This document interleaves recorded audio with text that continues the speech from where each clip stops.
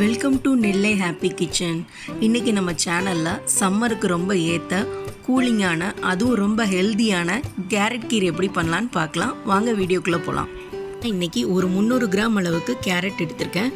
கேரட்டை நல்லா தோல் சீவி சுத்தம் பண்ணி எடுத்து வச்சுருக்கேன்.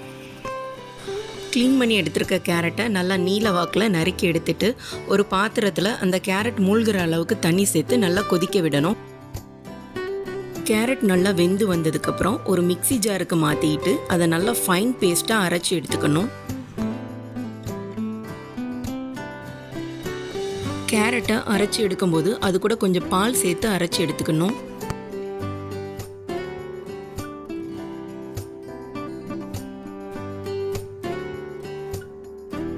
நல்லா ஃபைன் பேஸ்ட்டாக அரைச்சி எடுத்தாச்சு. ஒரு சாஸ் பேனில் 1/2 லிட்டர் பால் எடுத்திருக்கேன். நான் இன்றைக்கி ஆரோக்கியாவோட ஃபுல் க்ரீம் மில்க் தான் எடுத்திருக்கேன்.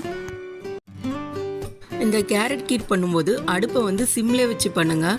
தீ அதிகமாக வச்சா அடி பிடிக்கிறதுக்கு வாய்ப்பு உண்டு. 1 கப் ஜவ்வரிசியை நல்லா க்ளீன் பண்ணி கொஞ்சமாக தண்ணி சேர்த்து 1 மணி நேரம் ஊற வச்சு எடுத்துக்குங்க. ஊற வச்சு எடுத்த இந்த ஜவ்வரிசியை இந்த சூடான பாலில் சேர்த்துக்கணும்.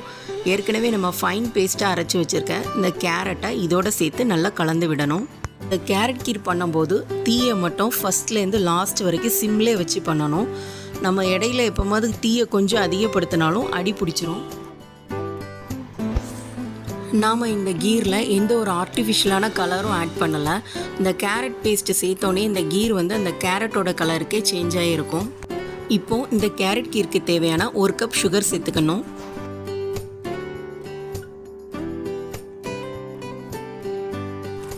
இப்போ கொஞ்சமாக ஃப்ரெஷ் க்ரீம் சேர்த்துக்கணும்.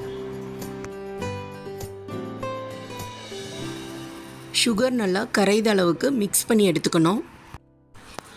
சப்ஜா சீட்ஸ் 1 கப்பு நல்லா தண்ணியில் போட்டு ஊற வச்சு எடுத்துக்கணும். 1 கப் ஊற வச்சு எடுத்துருக்க சப்ஜா சீட்ஸை இந்த கேரட் கீரோட சேர்த்துக்கணும். சப்ஜா சீட்ஸ் உடம்புக்கு ரொம்ப குளிர்ச்சி தரக்கூடியது. இந்த வெயில் டைமில் சப்ஜா சீட்ஸை அதிகமாக சேர்த்துக்கணும். ரெடி பண்ணி வச்சுருக்கிற கேரட் கீரை ஃப்ரிட்ஜில் 1 ஹவர் வச்சு சில்லுன்னு எடுத்து சர்வ் பண்ணணும்.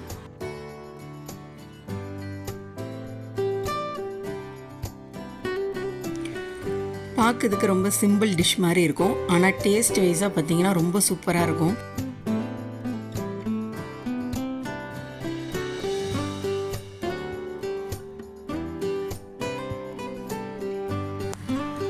அடிக்கிற இந்த வெயிலுக்கு ரொம்ப ஹெல்த்தியாக வீட்டிலே கேரட் கீர் செஞ்சு சாப்பிடுங்க.